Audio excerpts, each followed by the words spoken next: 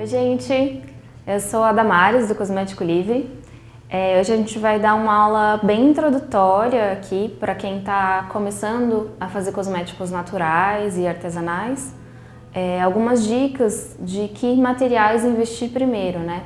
Porque tem uma infinidade, são centenas e centenas, né, de plantas, de recursos naturais, vegetais, minerais que a gente pode usar para produzir um cosmético natural. E nesse começo a gente está empolgado, quer comprar várias coisas, mas não sabe exatamente no que investir. Então a gente tem algumas dicas aqui de por onde você começar a fazer esses investimentos nesses materiais. E eu vou falar também um pouco sobre como substituir, né? Às vezes você vai entrar aqui no site e ver alguma fórmula que você quer produzir, mas não tem um óleo específico, falar, não tenho o óleo de maracujá, eu posso substituir por um outro óleo X? E aí, essas substituições, elas sempre dependem, né? Eu vou listar, assim, algumas categorias que a gente pensou aqui, e aí dentro dessas categorias, você sempre vai poder fazer algumas substituições, mas atentando para os resultados, né? Porque são ingredientes similares, mas que têm algumas diferenças de propriedades, então nem sempre você vai ter o mesmo resultado.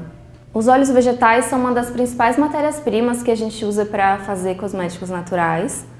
E para começar, você pode investir em apenas 4. Dentre esses 4, é importante que você tenha óleos mais moles e alguns óleos mais duros. Os óleos mais moles, eles são os óleos que têm uma absorção melhor e uma textura mais fina. Por exemplo, aqui a gente tem um óleo de maracujá como um exemplo. É um óleo extraído da semente de maracujá, que ele é um óleo rico em ácido linoleico. Dentro dessa categoria, tem outros óleos que você pode investir e que são substituíveis, como por exemplo o óleo de girassol, o óleo de semente de uva.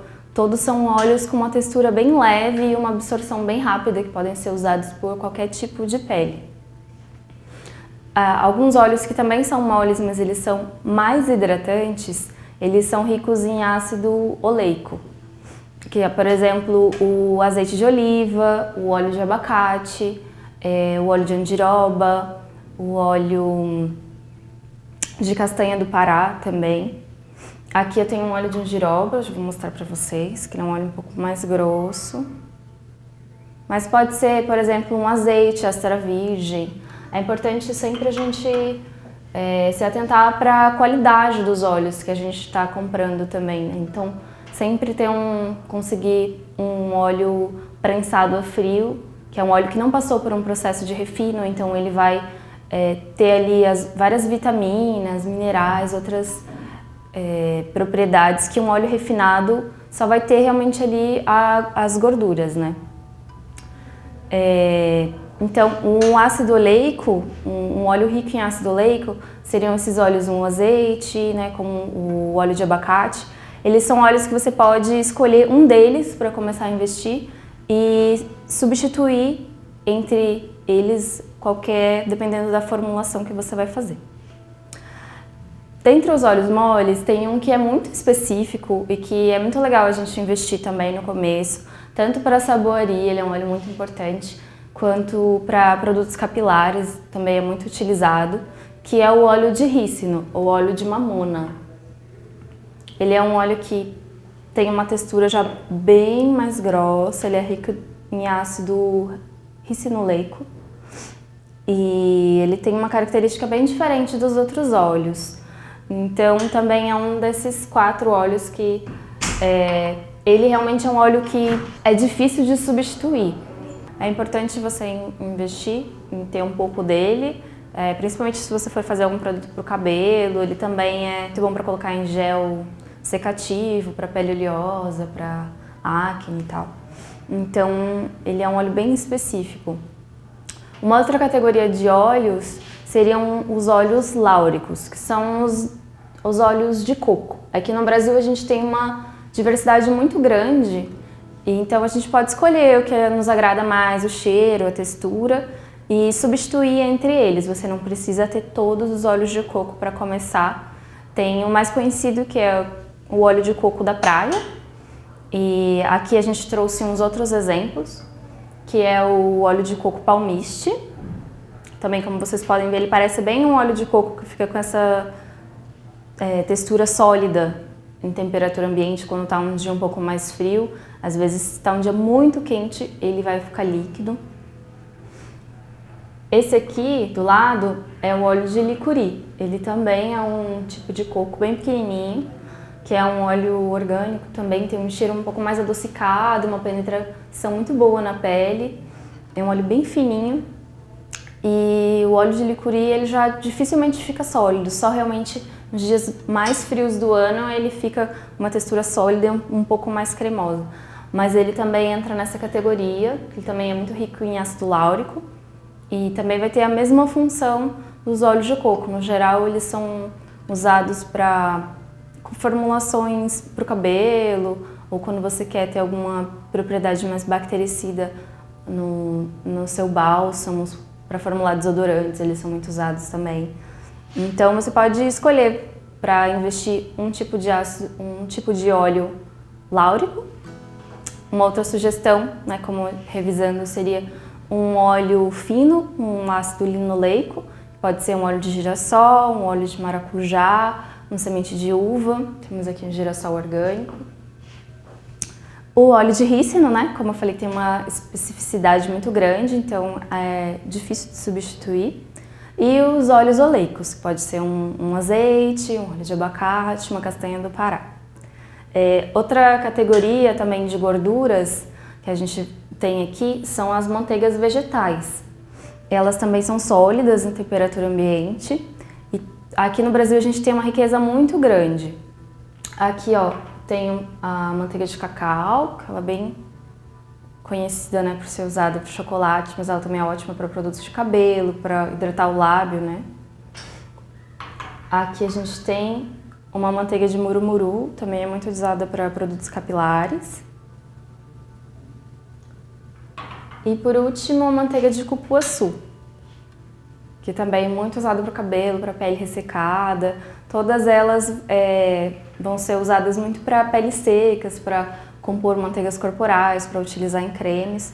E você pode escolher uma manteiga que você acha que te agrade para você começar a investir, não ter todas, né, de uma vez, porque são muitas. Outra categoria que também a gente usa que vai doar uma dureza e vai modificar a textura também dos produtos que a gente fizer, principalmente os bálsamos, as pomadas, elas entram como um componente muito importante, são as ceras. Aqui a gente tem uma cera de carnaúba, que é uma palmeira do Nordeste, e ela é muito usada para fazer batons, mas ela também pode trazer dureza em diversos bálsamos, pomadas, como eu falei. Tem outras opções de cera, a candelila é uma cera vegetal também que é muito usada. É a cera de abelha, né, que também é muito clássica, usada na cosmética, entra na formulação de vários produtos, mas ela tem a desvantagem de não ser vegana, então dependendo se você for fazer um cosmético para vender, tiver para um público específico, a gente tem algumas opções de ceras vegetais também, e elas têm durezas diferentes, mas podem ser substituídas entre si com algumas modificações. A cera de carnaúba, por exemplo, é muito mais dura que uma cera de abelha, então você tem que diminuir talvez a quantidade, dependendo da formulação que você vai fazer. Outras categorias de ingredientes que são muito usados para fazer cosméticos, aqui são as argilas vegetais, né? A gente já está entrando aqui no reino mineral. E cada argila também tem uma especificidade. Então é muito importante nesse começo a gente ter um estudo das propriedades das matérias-primas, né? Tem que conhecer para que cada óleo é bom, para que cada cera, e as argilas também. Mas no geral você pode substituir uma argila por outra, que ela vai exercer a mesma função ali no produto que você está fazendo. Aqui eu tenho uma argila branca, que é a Kaolin, que é uma bem suave para a pele. Ela pode ser usada quase que diariamente, diferente de uma argila verde, por exemplo, que é muito adstringente. E aqui a argila rosa, que também é uma mistura, na verdade, da argila branca com a argila vermelha. Também tem uma ação bem suave sobre a pele. Outro ingrediente que é muito usado nas formulações cosméticas são as próprias ervas. Aqui eu tenho um pouco de pétala de calêndulas, que elas foram trituradas. E cada erva também é isso, vai ter uma propriedade e tal. E geralmente a gente não vai usar elas puras, a gente vai usar ela para fazer os extratos, e esses extratos vão ser usados nas formulações cosméticas. A calêndula mesmo é uma erva que é muito utilizada, porque ela é boa para todos os tipos de pele, ela é anti-inflamatória, calmante, cicatrizante, e pode ser usada inclusive para produtos para pessoas com a pele mais sensível, para bebês e tal. Mas muito dificilmente você vai usar em alguma formulação a planta em si. A gente está montando aqui também pela Cosmético Livre um curso de extratos, e aí dentro desse curso você vai ter informações mais específicas de como utilizar essas ervas, como extrair delas as propriedades, os ativos que a gente quer ter nos cosméticos. E aí vocês vão ter mais detalhe nesses cursos. Mas no geral você pode substituir uma erva pela outra, depende. Você vai precisar conhecer daí a propriedade de cada erva e qual o resultado que você está querendo naquele cosmético para saber se pode ser feita ou não a substituição. Aqui do lado a gente tem uma tintura de camomila, que também é uma flor e ela também tem propriedades parecidas com a calêndula, é bem calmante para a pele, usada muito para peles sensíveis. E que já é um extrato que foi feito com a flor da camomila, né? A tintura, no caso, é um extrato alcoólico que foi feito com álcool. E daí no curso de extratos vocês vão ter mais detalhes, mas você pode usar, dependendo da formulação, a própria tintura da planta. Aqui a gente tem um óleo essencial, no curso de extratos também vocês vão ter mais detalhes. Mas eles são muito utilizados na aromaterapia e na cosmética natural, praticamente todas as formulações. Como eles são extratos muito concentrados da planta, você coloca numa concentração bem pequena. Então é sempre importante tomar cuidado com os óleos essenciais, usar eles bem diluídos e conhecer as propriedades, estudar a aromaterapia, para saber se você vai poder substituir um óleo essencial por outro.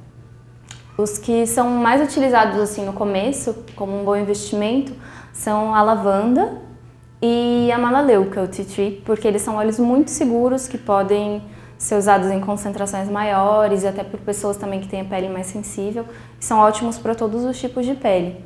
Então também é uma dica de investimento inicial, comprar esses dois óleos para não precisar investir, porque são centenas assim, e a gente começa a comprar, dá vontade de ter todos. Mas ter alguns para começar com uma dica, esses dois são muito legais, a lavanda e a melaleuca.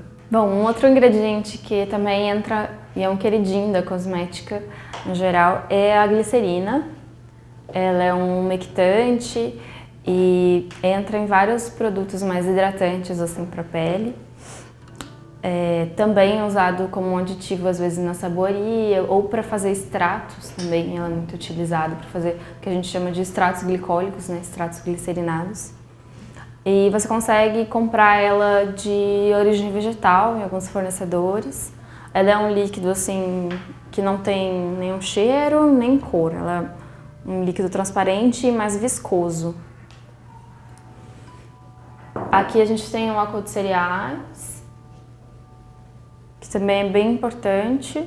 Ele é muito utilizado para fazer os extratos e para extrair as propriedades, né, de algumas ervas, plantas que a gente queira ter na nossa formulação.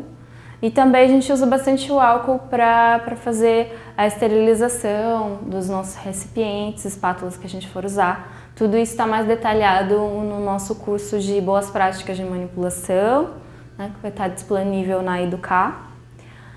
E daí vocês podem saber mais detalhes sobre como utilizar o álcool para essa parte da esterilização, da limpeza de tudo que a gente for fazer.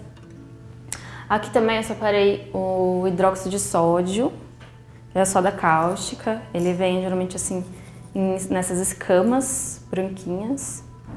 E ele é um ingrediente que a gente vai usar se for para fazer o sabão natural, né?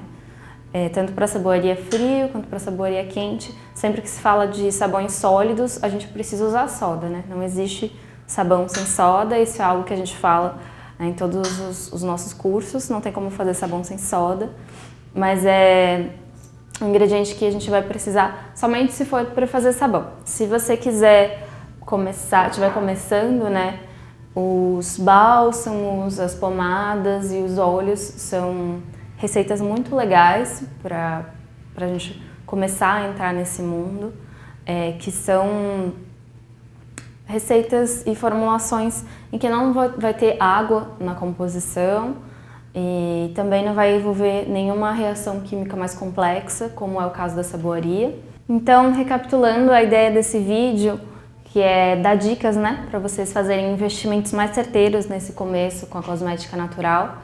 É muito importante nesse começo a gente escolher, então, um tipo de cera para as nossas formulações, algum tipo de gordura sólida, manteiga vegetal, escolher um tipo de manteiga, algum óleo oleico, um óleo de rícino, algum óleo também linoleico, um óleo mais fino, com uma absorção melhor e mais rápida, né?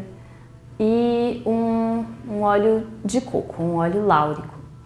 Para começar, esses são os investimentos de óleo, ceras, gorduras. Só com esses materiais você já consegue fazer uma infinidade de coisas, manteigas, bálsamos e um tipo de argila também, que já entra em um outro tipo de formulação.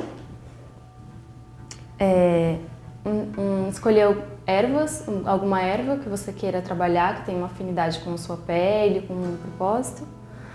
Um óleo essencial, ter também a glicerina, o álcool de cereais e a soda, se você for fazer sabão.